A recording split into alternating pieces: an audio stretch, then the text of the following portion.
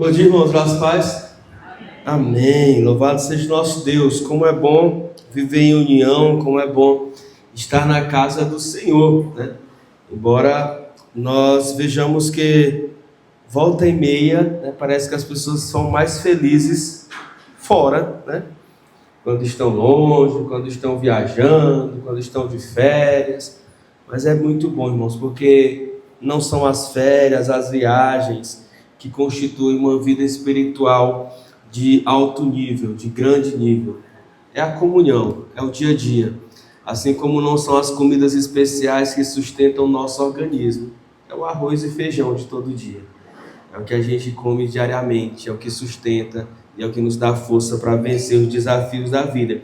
E por falar em desafios, eu queria trabalhar nessa manhã com os irmãos, o tempo que a gente tem aqui até o horário da EBD, sobre vitórias.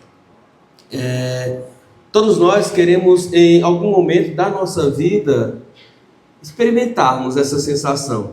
Seja uma vitória sobre o pecado, seja uma vitória sobre a circunstância, seja uma vitória sobre o medo, seja uma vitória sobre as lutas ou sobre os desafios da vida.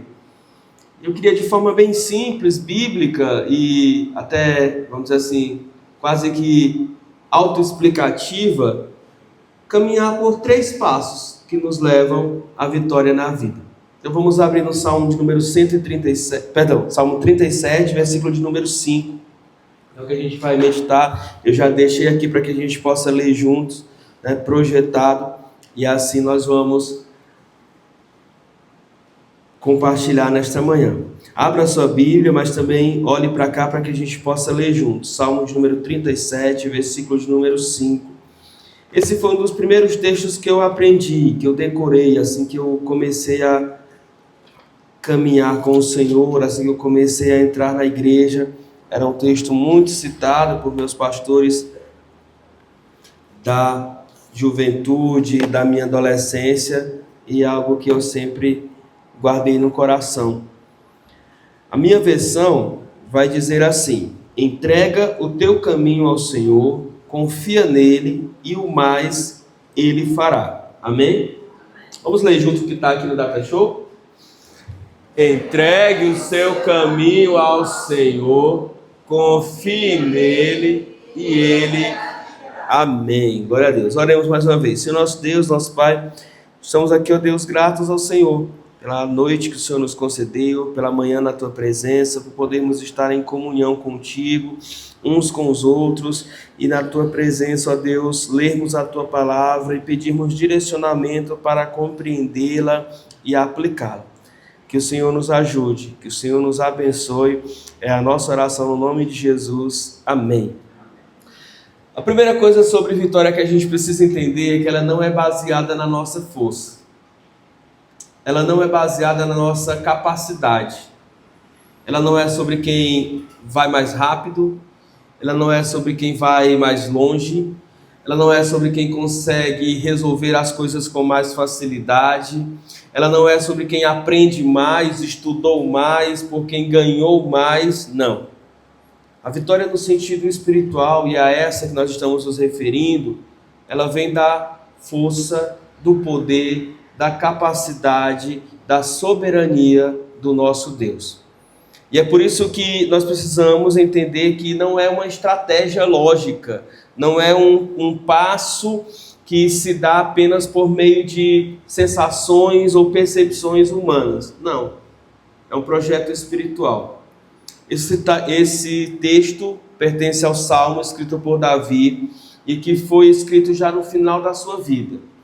As pessoas costumam, ao final da vida, acumular mais sabedoria das suas experiências com Deus, especialmente as pessoas que caminham com o Senhor.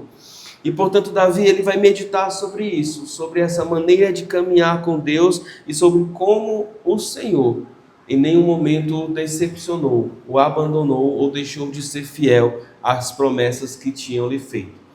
E por isso a percepção de Davi é resumida em 3 tarefas que não são fáceis, que não são simples, mas que são extremamente necessárias, que dependem uma da outra para que a gente receba do Senhor, para que a gente experimente do Senhor, para que a gente viva com o Senhor e do Senhor essa vida de vitória, essa vida vitoriosa que o Senhor tem para nós.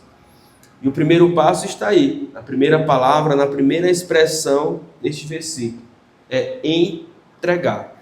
O texto começa dizendo: entrega o teu caminho ao Senhor.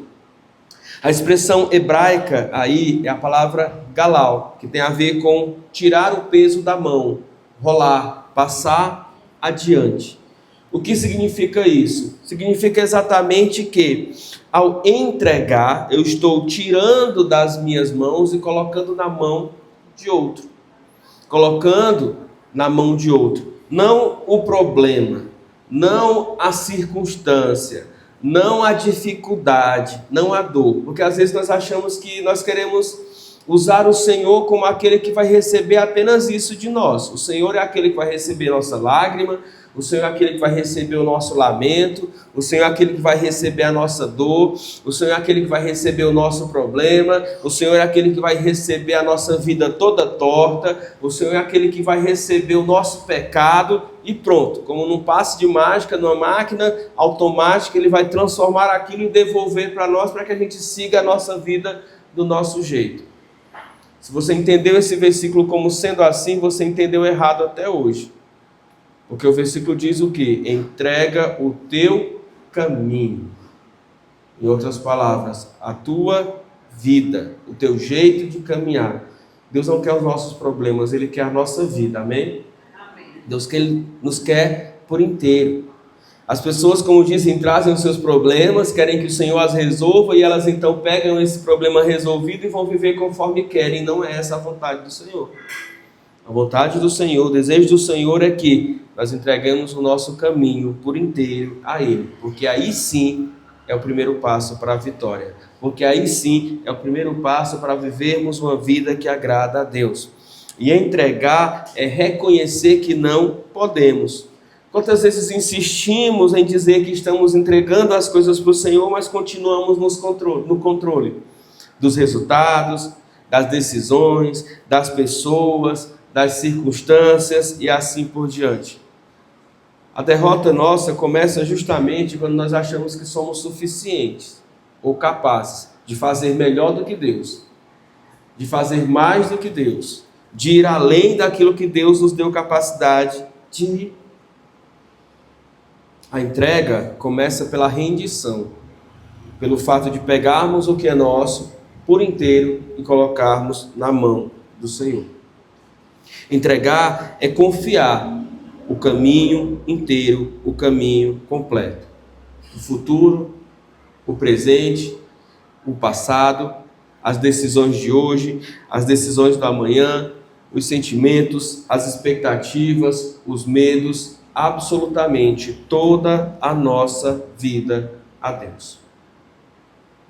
É interessante pensar em exemplos bíblicos de entrega. O primeiro que me vem à memória é Gênesis, capítulo de número 22. Um pai disposto a entregar o seu filho. E o quanto que Abraão estava disposto a entregar o seu filho Isaque? Por inteiro. Ele não ia sacrificar um dedo mindinho, ele não ia sacrificar um braço direito, ele não ia sacrificar metade do Isaque, ele ia amarrar o Isaque como o amarrou, ele ia usar o cutelo e ia imolar o seu filho para tirar-lhe a vida por inteiro. A entrega precisa ser completa. Entregar, assim como no Êxodo, Moisés entrega a nação egípcia nas mãos de Deus, diz: Senhor, é contigo, é com o Senhor, e o Senhor há de resolver. Entregar, como a gente vê Ana fazendo em resposta àquilo que o próprio Senhor fez na vida dela e entregou por completo o seu filho. Ela não diz: Senhor, quando o Senhor me der um filho, eu vou ficar com ele e vou permanecer com ele. Não, eu vou deixá-lo lá com o profeta Eli para que ele cuide dele, do sacerdote. Não, eu vou lhe entregar por completo. E para que maior e melhor exemplo de entrega do que o nosso Jesus, que dentre as poucas coisas que diz na cruz, diz: Pai, nas tuas mãos entrego o meu espírito. Ou seja, se entregou por completo. Irmãos, enquanto nós tivermos da nossa vida nas nossas mãos, é fracasso. Enquanto nós tivermos das nossas vidas sob o nosso controle, é perdição. Enquanto nós tivermos a nossa vida guiando, controlando e conduzindo, nós vamos dar de cara contra a parede. Somente quando aprendemos a entregar tudo nas mãos de Deus, é que a gente vai começar a observar as coisas andando segundo a vontade de Deus. Não adianta orar entregando e agir como se não entregasse. Não adianta entregar uma parte e agir como se estivesse entregando por completo, porque aí você vai estar sendo como Ananias e Safira, tentando enganar a si mesmo, tentando enganar aos outros, só não consegue enganar a Deus. É preciso entregar por inteiro, seja qual for o aspecto, seja qual for a necessidade, entregue-se por inteiro nas mãos do Senhor. Perguntas para aplicação: o que você ainda está segurando com força demais? Ou seja, do que você ainda não conseguiu ainda abrir mão? O que você tem dito que entregou, mas que ainda está no seu controle? O que você precisa rolar, ou seja, entregar nas mãos de Deus. Entregar é o primeiro passo, porque ele diz: entrega o teu caminho ao Senhor. E ele diz em seguida o segundo passo: confia nele. Porque muitos até entregam, e se entregam, mas falta confiança. E na falta de confiança, o que elas fazem? Tomam de volta, requerem de volta, exigem de volta, tomam para si. Por isso Davi, ele diz: olha, entrega o teu caminho ao Senhor. Mas não só isso, confia nele. Confia nele. A gente então precisa entender que a palavra aqui, confiar, significa sentir-se seguro, depender completamente. Numa linguagem alternativa, significa não ter plano B. Para a gente é muito safo e é muito sábio você ter diversas alternativas. Mas espiritualmente falando, nós só temos um caminho, um Senhor, um Salvador, um Deus. Nós não conseguimos salvar a nós mesmos. Nós não encontramos salvação lá fora que não seja na pessoa de Deus. Portanto, não existe plano B para a vida eterna. É só um. É o Senhor, é com o Senhor, é para o Senhor e é confiar. Mas pastor, como é que eu posso exercer essa confiança? Como é que eu posso entregar o meu caminho ao Senhor e confiar nele plenamente? Primeiro, lembre-se de quem ele é. Quem é o nosso Deus? A nossa entrega está fundamentada não em quem nós somos, nem naquilo que estamos entregando, mas a quem nós estamos entregando. O caráter do nosso Deus é único, e o nosso Deus, segundo a sua palavra, é bom. O nosso Deus é justo, o nosso Deus é sábio, o nosso Deus é fiel, o nosso Deus é soberano. O nosso Deus é aquele que jamais trairá a nossa confiança. O nosso Deus é aquele que vai cuidar da nossa vida da melhor maneira que ela pode ser cuidada. Portanto, a nossa confiança não reside no fato de termos outras alternativas, mas de sabermos que a única alternativa que temos é a melhor que existe. Porque é o nosso Deus que receberá a nossa vida e cuidará de nós. Confiar nesse sentido não depende só de ver ou de ter certeza, mas depende pela fé de saber que o Senhor está cuidando de nós. E é essa confiança que cresce todas as vezes que nós nos aproximamos de Deus. Porque afinal de contas nós não confiamos em quem nós não conhecemos. Na última quinta-feira eu estava com as tesoureiras a fechar o relatório financeiro e os meninos, a minha esposa e os meninos foram no mercado, no supermercado. E aí a Maria Fernanda alegou cansaço, né? Ficou sentada ali naquelas cadeiras que tem à frente dos caixas, enquanto a mãe dela e o irmão estavam terminando a compra. E aí ela disse que se aproximou uma pessoa, e aí começou a perguntar o nome dela, perguntou quantos anos ela tinha, e aí ela disse: tia, eu não sei se era homem, se era mulher, enfim, vou dizer tia aqui: tia, eu vou ali rapidinho, já que eu volto. E correu já quase chorando para perto da mãe dela e do irmão dela. Porque nós ensinamos desde cedo a não confiar em estranhos. E assim conosco, nós não confiamos, nós não nos entregamos, nós não somos plenos, nós não somos sinceros, nós não somos verdadeiros a despeito da confiança. É somente a partir de um relacionamento, de uma confiança, de uma amizade, de uma comunhão, que nós vamos cada vez mais acreditando, confiando naquela pessoa. Isso significa o quê? Que quanto mais eu ando com Deus, a partir do momento que eu me entreguei nas mãos desse Deus, eu vou confiando mais nele, eu vou crendo mais nele, eu vou aprendendo a caminhar com ele. Precisamos confiar no Senhor. Precisamos confiar na palavra do Senhor. Precisamos, até mesmo sem entender, aceitar quando Ele nos diz não. Entender quando Ele nos diz sim. Receber do Senhor esse sim. E saber esperar quando Ele diz espere. Mas o resultado de tudo isso é interessante, porque Davi diz: entregue o teu caminho ao Senhor, confia nele, e o mais ele fará. Nós já vimos que é preciso entregar, é preciso confiar, e a última expressão, o último degrau dessa vida que nos levará a uma vida vitoriosa com Deus é descansar. Porque quando Davi está dizendo ele tudo fará, não está dizendo que ele fará um pedaço, não está dizendo que ele fará uma coisa aquém, não está dizendo que ele fará o que for possível, não está dizendo que ele fará quando, não, ele está dizendo que ele tudo fará. Este é o resultado final daquele que entrega, daquele que confia, o descanso. E talvez seja aqui onde a gente teme ainda em sofrer, porque a gente entrega, a gente tem um certo nível de confiança, mas pense numa coisa difícil, é a gente descansar. Descansar que eu digo não é dormir. Descansar que eu digo é andar em paz, sabendo que o Senhor está cuidando daquilo que eu não posso cuidar. É saber que os olhos do Senhor estão sobre aquela pessoa quando eu não estou ali olhando para ela. É saber que a mão do Senhor está agindo naquela situação quando eu mesmo já não tenho forças para movê-la. É saber que o coração do Senhor está ali, trabalhando situações na minha vida, mesmo quando eu estou dormindo. Ora, aos seus filhos Ele os dá enquanto dormem. Não é essa a promessa do Salmo 127? De que o Senhor está cuidando de nós?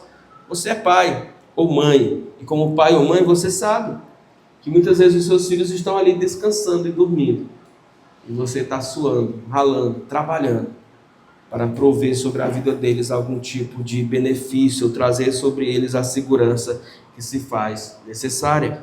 Quando então o nosso rei, poeta, ou poeta-rei Davi diz, ele tudo fará, ele está dizendo que o Senhor fará o que for preciso e necessário. Não está dizendo que Ele ajudará-nos a fazer, não está dizendo que Ele vai nos capacitar a fazer, está dizendo que Ele agora está com Ele, está nas mãos dEle, você entregou, você confiou, e já não cabe mais força humana. Eu comecei dizendo na introdução que a vitória espiritual não depende da nossa capacidade, porque é algo que envolve o Senhor. A entrega que fizemos ao nosso Deus. Descansar, portanto, é crer que Deus vai agir mesmo quando a gente não interfere.